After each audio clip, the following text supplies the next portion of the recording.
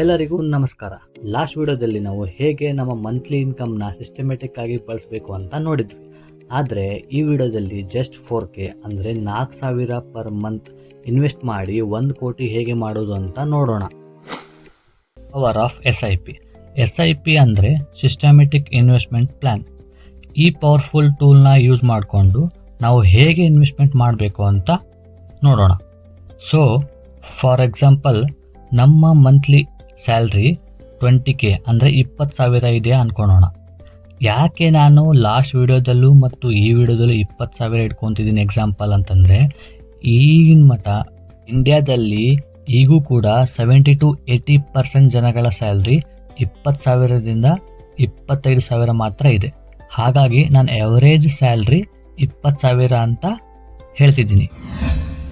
Okay, ಇವಾಗ ನಮ್ಮ salary 20,000 per month ಇದೆ ಅಂತ ಅಂದ್ಕೊಳ್ಳೋಣ. ಅದರಲ್ಲಿ 20% ಅಂದರೆ 4,000 4,000 ರೂಪಾಯಿ ನಾವು ಲೋ ಆರ್ ಮೀಡಿಯಂ ರಿಸ್ಕ್ ಇರುವಂಥ ಮ್ಯೂಚುವಲ್ ಫಂಡ್ಸ್ನಲ್ಲಿ ಇನ್ವೆಸ್ಟ್ ಮಾಡಬೇಕು. ಫಾರ್ ಎಕ್ಸಾಂಪಲ್, ನಮ್ಮ ಇಂಡಿಯಾದ ಸ್ಟಾಕ್ ಮಾರ್ಕೆಟ್ನಲ್ಲಿ ನಿಫ್ಟಿ 50 ಅಂತ ಇಂಡೆಕ್ಸ್ ಇದೆ. ನಿಫ್ಟಿ 50 ಅಂದರೆ ಇಂಡಿಯಾದಲ್ಲಿ ಇರುವ ಟಾಪ್ 50 ಕಂಪ್ನಿ ಸೇರಿ ಒಂದು ಇಂಡೆಕ್ಸು.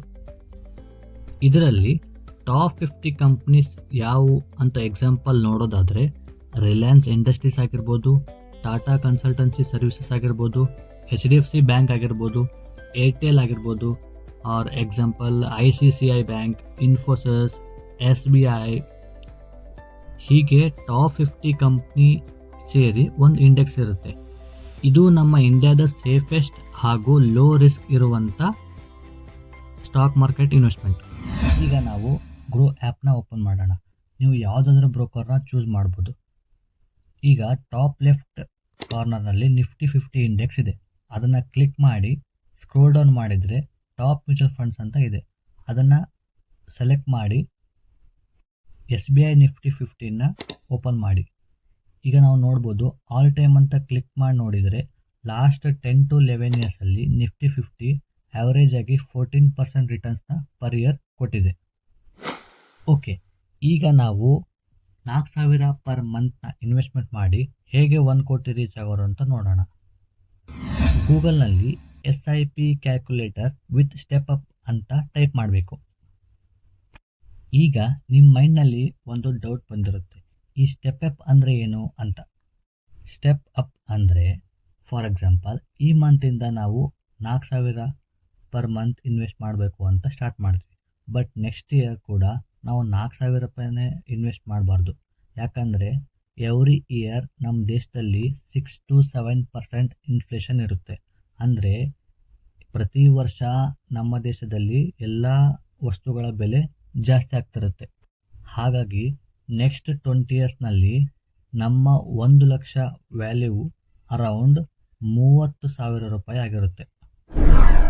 ಅದಕ್ಕೆ ನಾವು ಎವ್ರಿ ಇಯರ್ 10% ಸ್ಟೆಪ್ ಅಪ್ ಮಾಡಬೇಕು. ಅಂದರೆ ಫಾರ್ ಎಕ್ಸಾಂಪಲ್, ಈ ವರ್ಷ ನೀವು ಪ್ರತಿ ತಿಂಗಳು 4,000 ರೂಪಾಯಿ ಇನ್ವೆಸ್ಟ್ ಮಾಡ್ತಿರ್ತೀರ. ಬಟ್ ನೆಕ್ಸ್ಟ್ ಇಯರ್ ನೀವು ಸ್ಟೆಪ್ ಅಪ್ನ ಚೂಸ್ ಮಾಡಿದರೆ 4,000 ಪ್ಲಸ್ 10% ಅಂದರೆ 4,400 ರೂಪಾಯಿ ಇನ್ವೆಸ್ಟ್ ಆಗುತ್ತೆ. ಓಕೆ, ಇವಾಗ ನಾವು ಈ ಫಸ್ಟ್ ವೆಬ್ಸೈಟ್ನ ಕ್ಲಿಕ್ ಮಾಡಿ ಕ್ಯಾಲ್ಕುಲೇಷನ್ ನೋಡೋಣ. ಇದರಲ್ಲಿ ನಾನು ಎಲ್ಲದನ್ನು ಡೀಟೇಲ್ ಆಗಿ ಹೇಳಿದ್ದೀನಿ. First monthly investment 4,000, step Appu 10%, expected returns per annum, PA ಅಂದರೆ ಒಂದು ವರ್ಷದಲ್ಲಿ ಎಷ್ಟು ರಿಟರ್ನ್ಸ್ನ ಎಕ್ಸ್ಪೆಕ್ಟ್ ಮಾಡ್ತೀವಿ ಅಂತ. ನಾವು ಆಗಲೇ ನೋಡಿದಾಗೆ SBI ನಿಫ್ಟಿ 50 14% ಪರ್ ಇಯರ್ ಇತ್ತು. ಅದನ್ನು ಇದರಲ್ಲಿ ಚೂಸ್ ಮಾಡೋಣ. ಹಾಗೆ ಟೈಮ್ ಪೀರಿಯಡ್, ನಾವು 1 ಕೋಟಿನ ಎಷ್ಟು ವರ್ಷದಲ್ಲಿ ರೀಚ್ ಆಗ್ತೀವಿ ಅಂತ. ಫಸ್ಟ್ 5 ಇಯರ್ಸ್ನಲ್ಲಿ ನಮ್ಮ ಅಮೌಂಟ್ 4 lakhs ಆಗಿರುತ್ತೆ. ಹಾಗೆ 10 ಇಯರ್ಸ್ನಲ್ಲಿ ನಮ್ಮ ಅಮೌಂಟ್ 15 lakhs ಆಗಿರುತ್ತೆ. ಹಾಗೆ 15 ಇಯರ್ಸ್ ಆದಮೇಲೆ ನಮ್ಮ ಅಮೌಂಟ್ 40 lakhs ಆಗಿರುತ್ತೆ.